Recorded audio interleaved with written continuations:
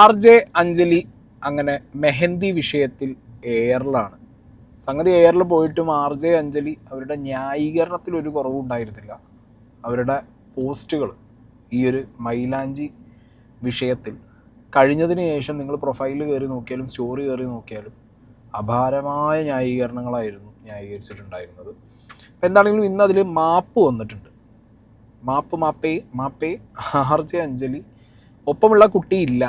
Okay, mehndi അവിടെ ഇട്ട് തരുമോ എന്ന് ചോദിച്ചാൽ ആ കുട്ടിയില്ല. RJ അഞ്ജലി മാത്രമാണ് വന്നിരുന്ന് മാപ്പ് ചോദിക്കുന്നത്. അപ്പോൾ നമുക്ക് എന്താണെങ്കിലും മാപ്പ് വീഡിയോ ഒന്ന് കാണാം. ക്ഷമിക്കണം, ഇത് നിങ്ങൾ കാത്തിരുന്ന വീഡിയോ തന്നെയാണ്. ലോകമെമ്പാടുമുള്ള എല്ലാ മലയാളികൾക്കും നമസ്കാരം. ഞാൻ RJ അഞ്ജലി. എനിക്ക് എപ്പോഴും നിങ്ങളോട് സംസാരിക്കാൻ കൊതിയാണ്. എത്ര സംസാരിച്ചാലും തീരാത്ത അത്ര സ്നേഹം മനസ്സിൽ സൂക്ഷിക്കുന്ന ആളാണ്. കഴിഞ്ഞ ദിവസം എന്റെ പേജിലൂടെ ഒരു പ്രാങ്ക് വീഡിയോ ഞാൻ പബ്ലിഷ് ചെയ്തിട്ടുണ്ടായിരുന്നു. അതിൽ ഞാൻ അങ്ങനെ ഉദ്ദേശിച്ചിരുന്നില്ല, ഞാൻ ഇങ്ങനെ ഉദ്ദേശിച്ചിരുന്നില്ല എന്ന് പറയുന്നതിൽ ഈ ഒരു സാഹചര്യത്തിൽ യാതൊരുവിധ അർത്ഥവുമില്ല എന്ന് ഞാൻ മനസ്സിലാക്കുകയാണ്. ഞാൻ അങ്ങനെ ഇപ്പോഴാണ് മനസ്സിലായത്. ഈ ഒരു വിഷയം ഭയങ്കരമായിട്ട് എസ്കലേറ്റ് ആയി. അത്യാവശ്യം ആളുകൾ ഇതിൽ എന്ത് ചെയ്തു, RJ അഞ്ജലിയെ ഇഷ്ടപ്പെടുന്നവർ പോലും RJ അഞ്ജലിയെ ഇതിൽ വിമർശിച്ചിട്ടുണ്ടായിരുന്നു.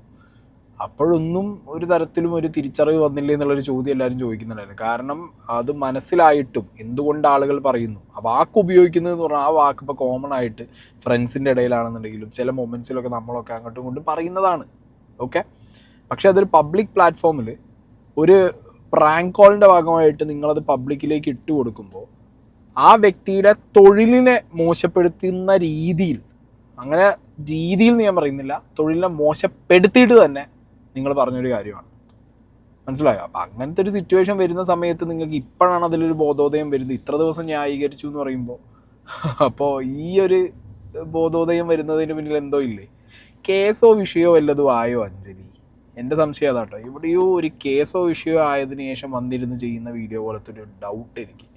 കാരണം നമ്മൾ കുറേ കാലമായാലും ഈ പരിപാടി ചെയ്യാൻ തുടങ്ങിയിട്ട്. അപ്പോൾ പലരുടെയും വീഡിയോ കാണുന്ന സമയത്ത് ഒരു ബോഡി ലാംഗ്വേജും അവർ പറയുന്ന ആ ഒരു രീതിയൊക്കെ വെച്ചിട്ട് ഏകദേശം ഏറെക്കുറെ കാര്യങ്ങൾ മനസ്സിലാക്കാൻ പറ്റുമല്ലോ. അപ്പോൾ സാരമായ പണി എവിടുന്നോ RJ അഞ്ജലിക്ക് കിട്ടിയിട്ടുണ്ട് തോന്നുന്നു. ഒന്നില്ലെങ്കിൽ കേസായിട്ടുണ്ടാവും, വനിതാ കമ്മീഷൻ അല്ലെങ്കിൽ അടുത്തുള്ള പോലീസ് സ്റ്റേഷനിൽ നിന്ന് വിളി, അല്ലെങ്കിൽ ഈ മെഹന്തി ആർട്ടിസ്റ്റ് തന്നെ ചിലപ്പോൾ കേസ് കൊടുത്തിട്ടുണ്ടാവും, സ്റ്റേഷനിൽ നിന്ന് വിളിച്ചിട്ടുണ്ടാവും.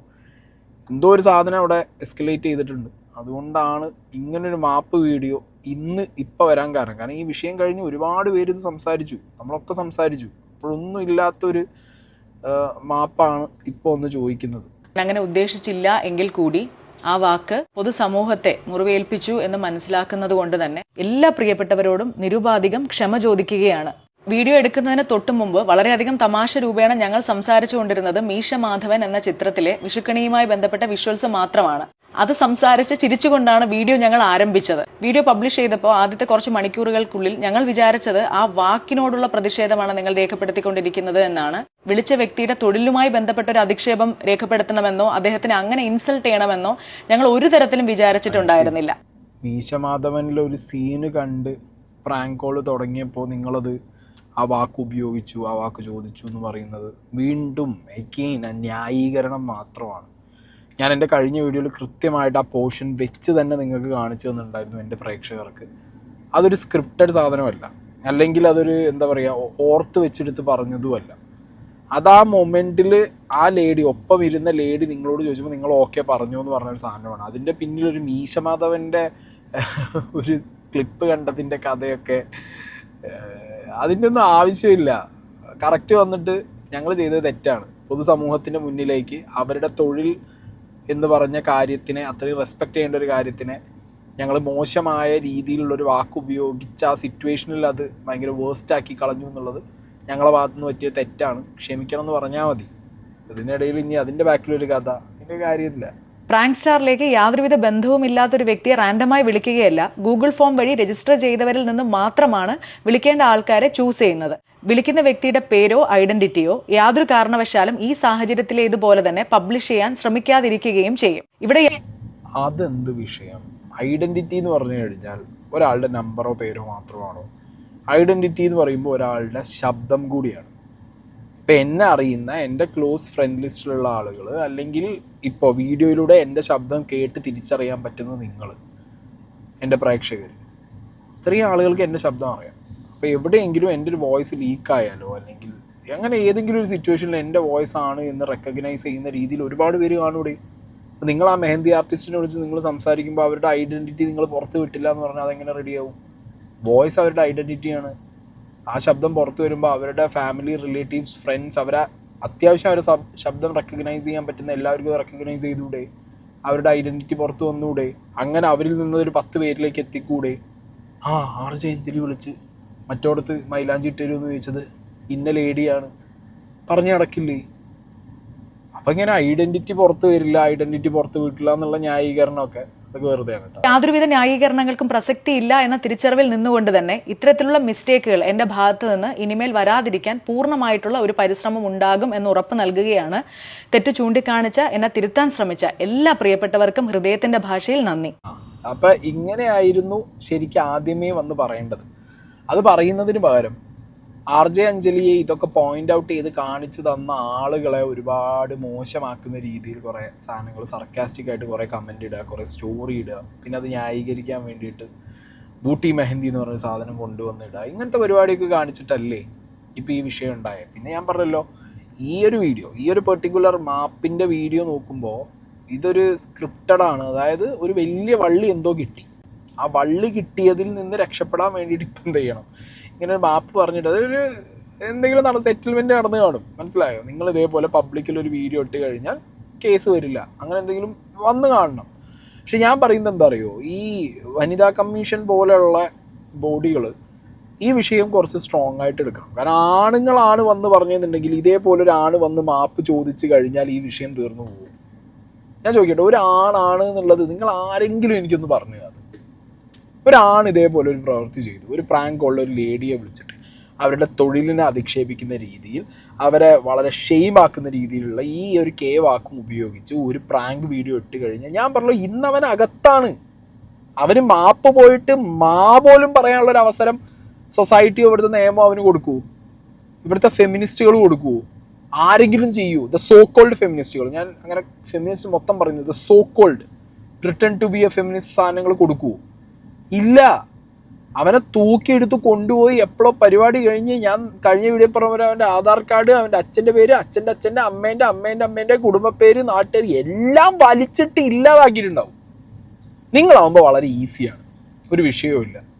ഇതേപോലെ ഒരു മാപ്പ് വീഡിയോ വന്നിട്ട് എവിടുന്നോ പണി കിട്ടി, അപ്പോൾ ഒന്ന് മാപ്പ് പറയാലോ. ഇനി മാപ്പ് പറഞ്ഞാൽ പിന്നെ ആരും, ഇനി ഈ മാപ്പ് പറഞ്ഞതിൻ്റെ കൂട്ടത്തിൽ തന്നെ ഇവർ സൈഡിൽ കൂടി പറയുന്നൊരു നെറേറ്റീവ് എന്താ വെച്ചെങ്കിൽ കമൻറ്റ് ബോക്സിലൂടെ എനിക്ക് സൈബർ ആക്രമണം കിട്ടുന്നു. അവിടെ അപ്പുറത്തുള്ള ആളുടെ പെയിൻ എത്രത്തോളം ഉണ്ടാവും, ആ മെഹന്തി ആർട്ടിസ്റ്റിന് എത്ര പെയിൻ ഉണ്ടാവും? മനസ്സിലായി? അപ്പോൾ അവിടെ അത്രയും പെയിൻ എത്തിയിട്ടുണ്ട്. ഓക്കെ, ഞാൻ പറയുന്നത് നിങ്ങളുടെ സൈബർ അറ്റാക്കിനെ ഒരിക്കലും ന്യായീകരിക്കാതെ എൻഡോസ് ചെയ്യല്ല, ചെയ്യാൻ പാടില്ല നിങ്ങൾക്കെതിരെയാണെങ്കിൽ. പക്ഷേ നിങ്ങളിത് ചെയ്യേണ്ടത്, ഈ മാപ്പ് ചോദിക്കേണ്ടത് കുറച്ച് മുമ്പ് ചെയ്തിരുന്നെങ്കിൽ ഒരു പക്ഷേ ഇതിന് കുറച്ചും കൂടി വാല്യൂ ഉണ്ടായിരുന്നു. ഓക്കെ, ഇപ്പോൾ ഇത് ഞാൻ പറഞ്ഞല്ലോ, എവിടുന്നോ എന്തോ പണി കിട്ടിയപ്പോൾ വന്ന് പറഞ്ഞ പോലത്തെ ഒരു ഫീലിംഗാണ് എനിക്ക് ഉണ്ടായത്. ബട്ട് സ്റ്റിൽ ഐ അപ്രീഷിയേറ്റ്, മാപ്പ് പറഞ്ഞല്ലോ, കുഴപ്പമില്ല. ജോലി പോയോ എന്നുള്ളൊരു കമൻറ്റ് വന്നിട്ടുണ്ടായിരുന്നു. അപ്പോൾ അതിനിടയിൽ ഞാനൊരിടത്തും ഫുൾ ടൈം ജോലി ചെയ്യുന്നുണ്ടായിരുന്നില്ല എന്നുണ്ട്. അപ്പോൾ എന്തോ പ്രശ്നം പറ്റിക്കാണൂടെ സാരമായിട്ട്. പിന്നെ ഏഷ്യാനെറ്റിലെ കുക്ക് വിത്ത് കോമഡി എന്ന് പറഞ്ഞ പ്രോഗ്രാമിൻ്റെ അകത്ത് ഉള്ള കാര്യം ഒരു വ്യക്തി ഇവിടെ കമൻറ്റ് ചെയ്ത് ചോദിച്ചിട്ടുണ്ട്. അപ്പോൾ ആ ചോദിച്ചതിനിടയിൽ that was a scripted show എന്നാണ് RJ അഞ്ജലി പറഞ്ഞിട്ടുള്ളത്. അപ്പോൾ അവിടെ നാട്ടുകാരെ പറ്റിച്ചു അഞ്ജലി, ഭയങ്കര കരച്ചിലായിരുന്നല്ലോ. അങ്ങനെയൊക്കെ ഗ്ലിസറിൻ ഇല്ലാതെ കരയാൻ പറ്റുമോ RJ അഞ്ജലിനെ കൊണ്ടുവന്നിട്ടുണ്ടെന്നുണ്ടെങ്കിൽ? ഡെഫിനറ്റ്ലി ഈ സീരിയലിലോ അല്ലെങ്കിൽ ബാക്കി കാര്യത്തിലോ ഒതുങ്ങി നിൽക്കേണ്ട ഒരാളല്ല, സിനിമയിൽ തന്നെ പോകണം, ബിഗ് സ്ക്രീനിൽ പോട്ടെ, ഇൻ ഫ്യൂച്ചർ ഒരു ബിഗ് സ്ക്രീനിൽ കിട്ടട്ടെ. അതിന് മുന്നേ ബിഗ് ബോസ് എന്ന് പറഞ്ഞ ഷോയിൽ തന്നെ കിട്ടട്ടെ. അവിടെയൊക്കെയാണെന്നുണ്ടെങ്കിൽ ഇതിലും നന്നായിട്ട് അറിയാൻ പറ്റും. കുറച്ച് ആൾക്കാരെ പറ്റിക്കാൻ പറ്റിയ ഷോ ആണത്. അപ്പോൾ അവിടെ പോയാൽ മതി. ഞാനൊക്കെ അങ്ങനെ പറ്റിച്ചതാണേ. അപ്പോൾ എന്താണെങ്കിലും ഇതെന്താ അറിയോ ഇത് വിഷയം വേറെ ഒന്നുമല്ല. നാട്ടുകാർക്ക് നിങ്ങൾ ആ വാക്ക് ഉപയോഗിച്ചുകൊണ്ടുള്ള പ്രശ്നമല്ല. ഓക്കെ, നിങ്ങൾ ആ ലേഡിയെ അത്ര മോശമായ രീതിയിൽ അവരുടെ തൊഴിലിനെ പറഞ്ഞ് ചോദിച്ചപ്പോഴാണ് ആളുകൾക്ക് പൊള്ളിയത്. അത് നിങ്ങളിപ്പോൾ മനസ്സിലാക്കുന്നേ എന്നുള്ളതാണ് എനിക്ക് ഈ വീഡിയോ കണ്ടപ്പോൾ മനസ്സിലായത്. അതും അറ്റ് ലാസ്റ്റ് എനിക്ക് കിട്ടിയ സോഴ്സിൽ നിന്ന് നിങ്ങൾക്ക് എന്തോ മാരകമായ പണി വരാനിരുന്നത് കൊണ്ടാണ് മാപ്പ് വീഡിയോ ഇട്ടത്. എന്താണെങ്കിലും മാപ്പ് വന്നു, അതവിടെ നിന്നോട്ടെ. എഗെയിൻ ഞാൻ ആ ക്വസ്റ്റ്യൻ റിപ്പീറ്റ് ചെയ്യുന്നു. ഒരാളാണെങ്കിൽ, ഒരു പയ്യനായിരുന്നെങ്കിൽ ഇതേപോലൊരു മാപ്പ് വീഡിയോൻ്റെ മുകളിൽ മാത്രം കാര്യങ്ങൾ തീർന്നു പോയിരുന്നു? I repeat the question again and again and again. ഒരിക്കലും തീരില്ലടേ. അവൻ്റെ ജീവിതം തൊലഞ്ഞു പോയിട്ടുണ്ടാവും. പെണ്ണായതുകൊണ്ട് മാപ്പ് വീഡിയോൻ്റെ മുകളിൽ ഇനി എല്ലാവരും സെറ്റിലായി. ഇനി RJ അഞ്ജലിയെ പൊക്കിപ്പിടിച്ചും അല്ലെങ്കിൽ RJ അഞ്ജലിയെ ഇനി ആരെങ്കിലും ഇത് വെച്ച് പറയണോ, ഇനി സംസാരിക്കണോ, അവർ മാപ്പ് പറയലേ. ഒരാണിനെയാണെങ്കിൽ അതൊന്നും ഇല്ല. ഒരാണെന്തെങ്കിലും ചെയ്ത് മാപ്പ് പറഞ്ഞാലും ഇനി തിരിഞ്ഞു നോക്കില്ല. അങ്ങനത്തെ ഒരു അവസ്ഥയുണ്ട് കേട്ടോ സൊസൈറ്റിയിൽ. സോ അതും കൂടി ഒന്ന് കൺസിഡർ ചെയ്യണം. ഞാൻ പറഞ്ഞല്ലോ, വനിതാ കമ്മീഷൻ പോലുള്ള ബോഡികൾ ഇതിൽ കൃത്യമായൊരു ഓഡിറ്റ് വെച്ച് പെണ്ണുങ്ങളാണെങ്കിൽ പോലും ഒരു സ്ത്രീയെ അപമാനിക്കുന്ന കാര്യങ്ങൾ പറഞ്ഞാലോ ചെയ്താലോ ശക്തമായ നടപടികളെടുത്ത് മുന്നോട്ട് പോയാലേ ഈ ഒരു പ്രവണത കുറയും.